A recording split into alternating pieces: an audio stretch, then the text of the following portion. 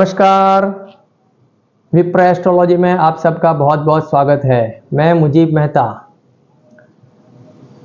आज एक बहुत ही अच्छा और एक विषय लेके आया हूँ जो आप सबको सुनने में बहुत ही अच्छा आनंद आएगा कि हमारी कुंडली से हम क्या और इसको देख सकते हैं या कुछ जान सकते हैं। जैसे कि आजकल हम लोग एक एकादशी का उपवास बहुत करते हैं। कई लोगों में देखा गया है एकादशी का दिन उपवास रखते हैं विष्णु भगवान की कृपा पाने के लिए। तो भागवत में भी कहीं जगह उल्लेख किया हुआ है कि एकादशी का व्रत रखो।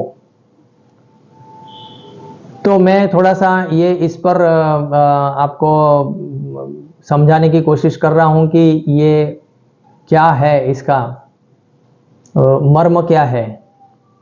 तो सबसे पहले हम कुंडली पे आ जाते हैं और पहला, पांचवा और नौवां भाव धर्म भाव है, यानी ये धर्म स्थान है। अब हमारे त्रिमूर्ति है, जनरेटर, ऑपरेटर, डिस्ट्रॉयर, गॉड, यानी कि ब्रह्मा विष्णु महेश। ये तो सब लोग जानते ही हैं। तो सबसे पहले भाव में है ब्रह्मा जी। पांचवा भाव जो है वहां पे है विष्णु जी, ये विष्णु स्थान है। और नौवां भाव है वो शिव का है, ब्रह्मा विष्णु महेश, महेश का। अब हमारे शास्त्रों में ऐसा कहा है कि ब्रह्मा जी की पूजा नहीं होती है, तो उसकी जगह हम सूर्य रख लेते हैं। तो पहला भाव में सूर्य। अब हमारा ज्योतिष ये कहता है कि जो भाव है उसका सातवां भाव, एग्जैक्टली सामने वाला जो सातवां भाव होता है वो उसके पार्टनर का होता है। यानी पति पत्नी का, पत्नी हो तो जेंट्स हो तो लेडीज का पत्नी का, और पत्नी हो तो पति का, और बिजनेस पार्टनर का भी होता है। तो पहला भाव में सूर्य है तो उसके ठीक सामने सातवां भाव है, वो उनकी भार्या माता जी का है, रांदल माँ का। हम लोग यहाँ पे रांदल माँ कहते हैं। तो उनकी पत्नी रांदल माँ का सातवां भाव है, वो वहाँ विराजती है। अब पांचवा भाव विष्णु जी का है तो उसके ठीक सामने सातवां भाव यानी 11वां आएगा। कुंडली में देखोगे तो 11वां आएगा, वहां लक्ष्मी जी विराजती है। और नौवां भाव शिव जी का है तो उसके ठीक सामने सातवां भाव जो पड़ता है वो तीसरा भाव है। कुंडली का तीसरा भाव वो नौवें के सामने है, तो वो वहां पे माँ शक्ति या माँ दुर्गा या माँ पार्वती जो भी कहे वो उनका स्थान है। और अब आप देखिए कि ये जो पहला, पांचवा, नौवां ये धर्म स्थान, और ये तीसरा, सातवां और 11वां वो मैंने कहा था काम स्थान, काम भाव है, यानी पत्नी भाव है। अब इसको ध्यान से देखिए तो सातवें भाव में सूर्य देव की पत्नी वो है। तो हम लोग सूर्य की उपासना खास करके सप्तमी के दिन मनाते हैं,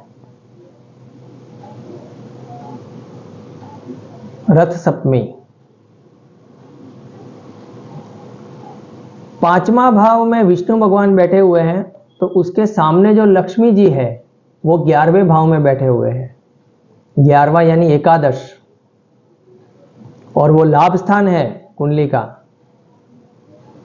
वहाँ से बहुत सारा हमारी इच्छाएं मनोकामनाएं परिपूर्ण होती है। मनोकामनाओं इच्छा पूर्तियों का कामनाओं का भाव है, कामनाओं का अल्टीमेट भाव है। तो हमारी सभी कामनाएं मनोकामनाएं इच्छाएं धन वैभव सुख ये सब 11वें भाव से देखा जाता है। तो वहाँ पे लक्ष्मी जी बैठे हैं और वो 11वां है एकादश। तो एकादशी की तो एकादशी का व्रत रखने से हम लक्ष्मी और विष्णु दोनों को प्रसन्न करते हैं। सप्तमी का व्रत रखने से हम सूर्यदेव और उनकी पत्नी की दोनों की कृपा प्राप्त करते हैं। और यहाँ पे तीसरा भाव में बैठे हैं माँ दुर्गा। तो पार्वती जी जो शिव की अर्धांगिनी है, वो हम सब जानते हैं कि उन्होंने तीज के दिन, जो तीज तिथि आती है, तीज के दिन शिव जी की पूजा की, वो केवड़ा से। हमारे यहाँ पे केवड़ा तीज का बहुत महत्व है। उस दिन कहा जाता है कि माँ पार्वती ने केवड़े से शिव जी की पूजा की थी। तो तीज का व्रत रखने से शिव पार्वती की कृपा हमें प्राप्त होती है और हमारी कामनाएं पूर्ण होती है, क्योंकि वो भी काम भाव है। एकादश भी काम भाव है। एकादशी का व्रत रखने से भी कामनाएं पूर्ण होती है और लक्ष्मी विष्णु की कृपा प्राप्त होती है। 7वां भाव भी काम भाव है। उसका व्रत रखने से हमें सूर्यदेव और उनकी पत्नी रांदल माँ की कृपा प्राप्त होती है और हमारी कामनाएं पूर्ण होती है। तो एक छोटा सा प्रयास था आपको ये बात समझाने का। आशा रखता हूँ आप सबको ये बहुत ही पसंद आया होगा। आप अपने कमेंट्स मुझे भेजते रहिए और आप सब मेरे साथ जुड़े रहिए। बहुत ही अच्छी अच्छी चीज़ मैं आपको समझाने या बताने की कोशिश कर रहा हूँ। बहुत बहुत धन्यवाद। नमस्कार।